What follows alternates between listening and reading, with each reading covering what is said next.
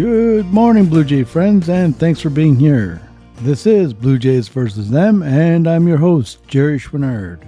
If you're new here, welcome. I hope you'll like the show and become a regular listener.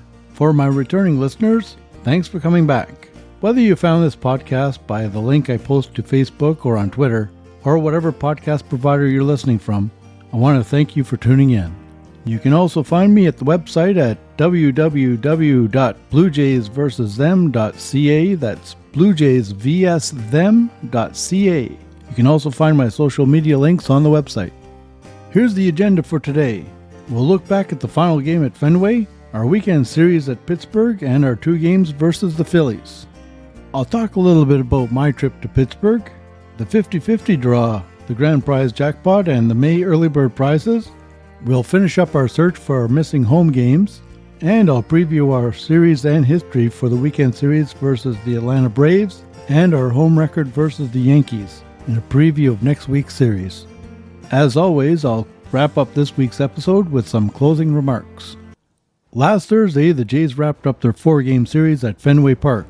Kevin Gausman made the start and didn't have a very good outing, pitching only 3 1/3, giving up 8 earned runs on 10 hits. The Blue Jays were swept by the Red Sox, losing 11-5 and being out-hit 16-9.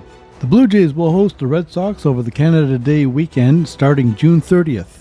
The Jays went into PNC Park in Pittsburgh to face the Pirates on Friday. The Jays had lost 5 straight and the Pirates were on their own 4-game losing streak.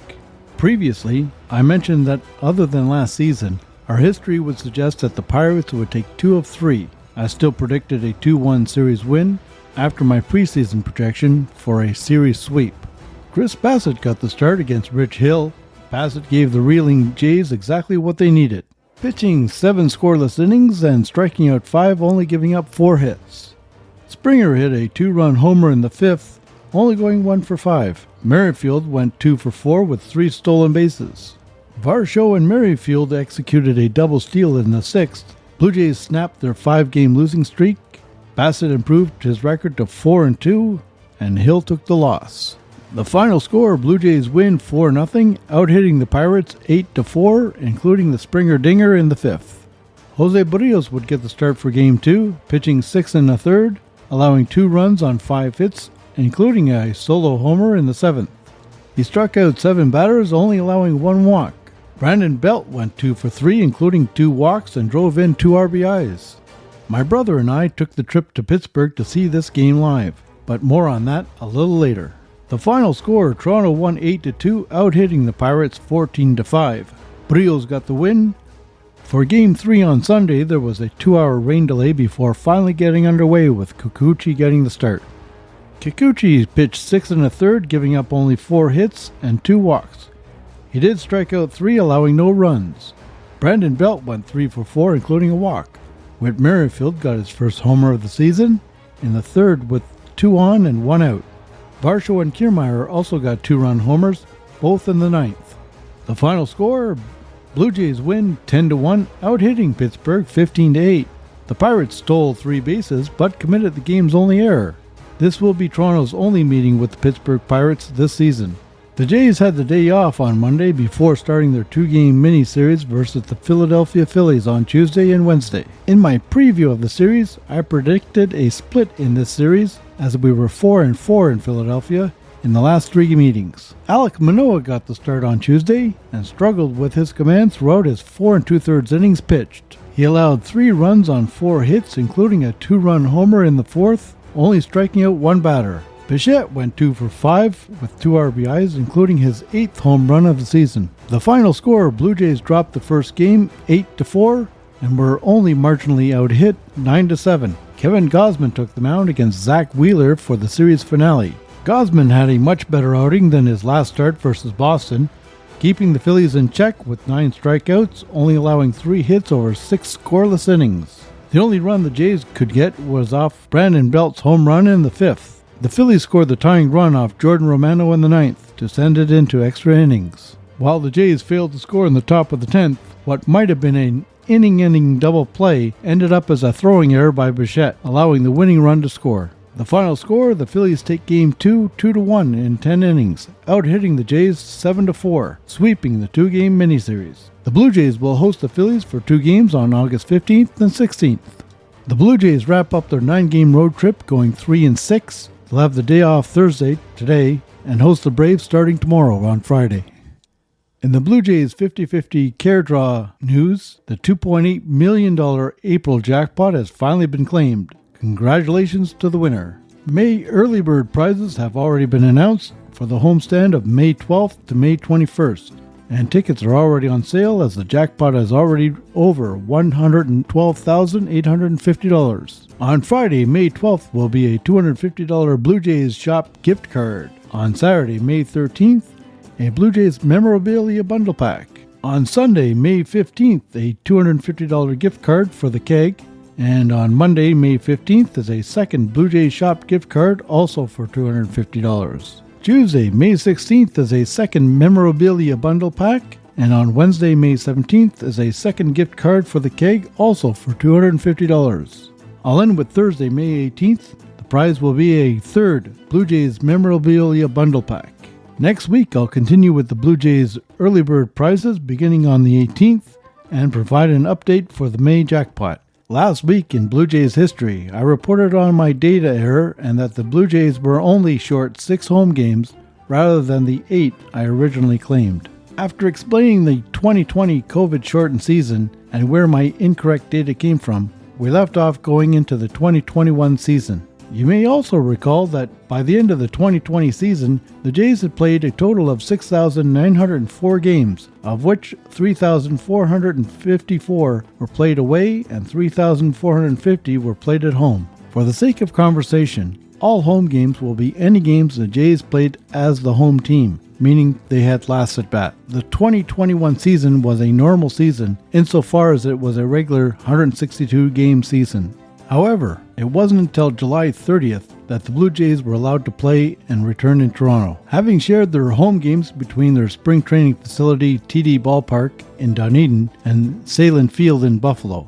The Blue Jays played 21 home games in Dunedin and 23 in Buffalo. The remainder of the 36 home games were finally played in Toronto. That adds up to only 80, meaning 82 of the 162 games were played as the away team. By the end of the 2021 season, the Jays had played 7,066 games, a total of 3,530 games as the home team and 3,536 as the visiting ball club. A difference of 6 games, unless you take 3 of those games and have them played at home, then it evens out. Since we can't, MLB owes Toronto 6 home games going forward. The 2022 season was evenly split with 81 at home and 81 away. And unless something drastic happens, the 2023 schedule is also very evenly split with 81 games apiece. Well, now you know when the schedule got offset. 4 games in the 2010 season and 2 in 2021. As I said before, if you don't think MLB would get those games back if it were the other way around, let me remind you.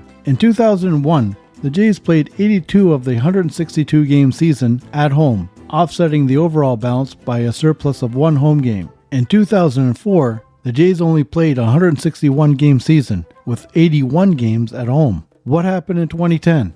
The team played 78 games at home and 84 away. The Jays went from having a 2-game surplus to a 4-game deficit. The question of when we lost those games has been answered, but which team or teams do we have an imbalance with? Join me next week as we look at the game balance with the other 29 teams. I'll tell you right now, I don't know the answer. I do have the data, and I know that we played more home games versus some teams and more away games versus others. Last Saturday, my brother and I went for our first Blue Jays road game. We chose Pittsburgh since it's a National League team, and in theory, we only visit there every other year. Yes, I know we played there in 2022, but that was under the old CBA. Starting this season, we should alternate since we now play every team across both leagues. We also wanted a city within reasonable driving distance. Pittsburgh fit the bill. Neither of us had ever been to Pittsburgh to see a game or otherwise. We left early Saturday morning to try and time our arrival for a 3 p.m. check-in at the hotel. We arrived and checked in right on schedule, freshened up, and tried to figure out the best way to get to the park. Another guest suggested he was taking the bus. We also decided that the bus might be less stressful than driving, not knowing the parking situation. Although we did find on Google Maps there is plenty of parking around the stadium. With downtown construction, we had a fair walk from the bus. We did fail to keep track and plan our trip back, but I'll get to that later. The park was beautiful and our seats were great. Sitting in the section 212, we were on the first base side of home with a nice overview. It helped that the Jays got off to an early 4-0 lead in the first inning and ended up winning 8-2.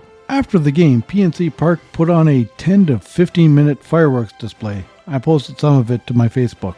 After the game and fireworks, we failed to leave where we came in, which is where the Roberto Clemente statue is, and then we lost track of where the bus dropped us off, so we weren't sure where to catch the return bus. As it turned out, we took the Red Line subway streetcar, I'm not sure what it was, which was an experience in itself, as I had never been on a subway that had stop request strips, although I suppose that is more for when it surfaces and becomes a streetcar. We overshot our stop because we didn't realize you can get off only at the front door. It's lower than the other doors for street level exiting rather than the platform level. We ended up walking almost 2 kilometers back to the hotel down some very steep, dark back streets. Overall, a wonderful experience, and I look forward to our next road game next year. I'm sure we'll take what we learned and apply it to our next road trip for an even better trip. So what cities have you gone to? The Blue Jays will return home for a tough 11-game homestand, starting with a weekend series versus the Atlanta Braves. Toronto and Atlanta had faced off 61 times in the regular season prior to this year. The last time we faced off against one another was in 2021 for 6 games, 3 at home and 3 in Atlanta. Toronto swept the season series, but overall we only have a 1-game advantage with a 31-30 record and a 15-11 record at home. So, before last season, we only had a 12-11 record at home with an overall losing record of 25-30. Since 2017, our overall record at home was 5-4. Things have been close, but this is a dangerous 25-11 team as of this writing. Our projected starting pitching is the same as it was against Pittsburgh, with Bassett going on Friday, Barrios on Saturday, and Sunday should have Kikuchi on the mound. A reminder, Sunday is also Mother's Day at the park, and there will be an Alek Manoah bobblehead for the first 15,000 fans. In my prediction, I'm going to go with a 2-1 series win. The New York Yankees will be in town for a 4-game series on Monday. Our projected starters are Alek Manoah, who needs to refine his delivery point if he wants a good outing against the Bronx Bombers. He has pitched well against them, so maybe this is what he needs to get going in the right direction. I also wouldn't mind if Jensen caught him. Gosman should follow on Tuesday, which is also Looney Dog Night, presented by, well, they're not a sponsor of mine, so no free ad here. Bassett and Barrios will close out the series Wednesday and Thursday. Historically, Toronto has a losing record versus the Yankees with a 167 and 182 record at home. Since 2017, they, being the Yankees, hold a 2-game advantage with a 28 and 26 record. Before the beginning of the season, I predicted a 2-2 split. I'll stay with that prediction, even though they're currently in last place. They start a 4-game weekend series hosting the Tampa Bay Rays and might be feeling pretty good about themselves. They cannot be dismissed, folks. That should do it for this episode. Join me next Thursday as we review our weekend series versus the Braves and our 4 games versus the Yankees. I'll go over our remaining prizes for the 50-50 draw for next weekend's series versus Baltimore, along with promotional nights. In Blue Jays history, we will look at home and away disparities with each team. I mentioned doing a 10-series recap comparing the team record versus my preseason predictions. Well, I didn't get to that this week, so we'll take a look at that. Also, you might find this podcast on YouTube. I'll be discussing the jump to that platform next week as well. I've given you my predictions for the next 2 series. Why not drop a comment with your predictions? Tell me how you're feeling about the disastrous 9-game road trip. As always, I've been your humble host, Jerry Schwinard, and you've been listening to Blue Jays vs. Them. Once again, I want to thank you for spending your time with me. Join me next Thursday and every Thursday of the regular season. Until then, take care of yourself and take care of your loved ones.